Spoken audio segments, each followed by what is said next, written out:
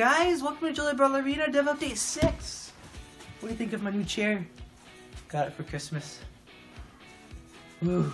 Okay, so one of the things that we did this week was put in jelly ball houses and connect them all together by these wooden bridges so you can actually run along them and jump on the different sides, and it's really cool. It definitely highlights the jelly ball being able to stick to the different sides and walls and really adds some fun and interesting dynamics.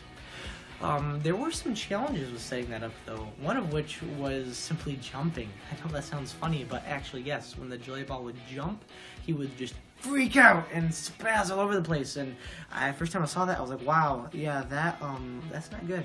So I took a step back and looked into it, and it's because of the nature of the way the jelly ball works. He likes to try to stick to the closest wall to him, and it was building them all out on the same mesh, so they all have the same collider, and when he would jump, he would be closer to the hand railing, so then he'd try to stick to the hand railing, and then he'd be closer to the little bars underneath the hand railing, and he'd try to stick to those, and he kind of just freaked out all over the place. So what I did was I separated them up into their own individual game objects, so now he runs along, jumps nicely, and is nice and smooth. I hope you guys enjoy it. I'm sure there'll be plenty of things that will need to be debugged, and that's why I'll be running some betas soon, which we'll get into later in the video as well. Another challenge that we have had hit us that we're still working on actually, but we're really close to having it fixed, is getting our AI or NPCs or enemies, they go by all of those, but our animals, into the official scene that we're using. It's not necessarily the official scene we're using, but the one that is definitely going to be using the tools that we're using. So our vegetation, our different hotspots, our different trees, and the problem that we have with it is actually baking in the obstacles themselves because of the way the Vegetation Studio Pro handles it. It renders it via the GPU, so there's a different workaround to baking in the colliders, and we're trying to figure that out.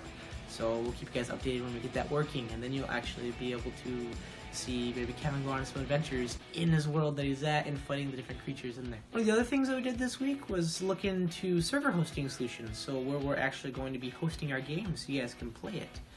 We want to do that as soon as possible so we can start getting you guys involved in some of the beta testing. We hope to do that early next year. One of the solutions that we've been really looking into that we're liking the looks of a lot is PlayFab.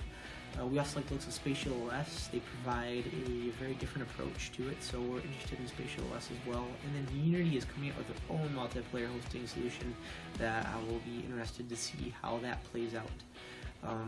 PlayFab we like because it takes care of a lot of things for you, such as authentication, storage, player storage, accounts, different things like that, whereas if we went with Spatial OS, we have to do a lot of that on our own. But we do have a framework set up for that, and it looks like PlayFab and Spatial OS could play together nicely on that part. Unity's, there's not much about it yet, but I am also excited to see how that one's going to go. The next thing we did was add in an interactive sky, as well as some night and day cycles. Now, this was really cool because we used an asset that we're really liking so far called Sky Studio, and the support on it is phenomenal. I'll put a link in the description below so you guys can check it out, any developers out there or people who are just having fun game developing. But we did not plan on putting a day-night cycle into our game. We just didn't want to put our focus, we wanted to put focus into more of the core gameplay elements, but it was just so easy to do with Sky Studio that we're like, why not?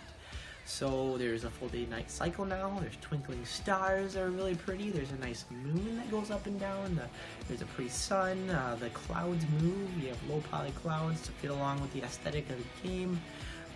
The sky can actually change colors depending on where the sun sets, because there's this really nice timeline feature where we can make the sky do all kinds of cool things based on the time of day and as it moves along. So it definitely gives us a lot of creative freedom, stuff that I would have never imagined being able to do in a sky before in the game.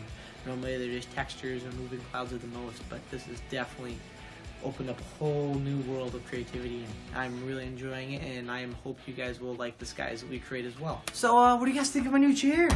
Yeah, I got it for Christmas. It's a pretty big upgrade from my previous chair. Let me grab it quick, I'll show you. This was what I got an upgrade from. So this is my old chair. I would sit at my desk like this. I've been using this for ages, since high school. I just sit back and program, but now, whew, Yeah! Big boy chair. So hey guys, thanks for tuning in. I hope you guys enjoyed the update. If you did, please leave a like down below, as well as subscribe and hit that notification button so you guys get a notification every time we come up. Next week we'll be creating another Kevin the Jelly. I got some good feedback. You guys seem to like him, so if you guys do, I'll keep making him. I think maybe I'll start alternating with him. So yeah, check us out next week.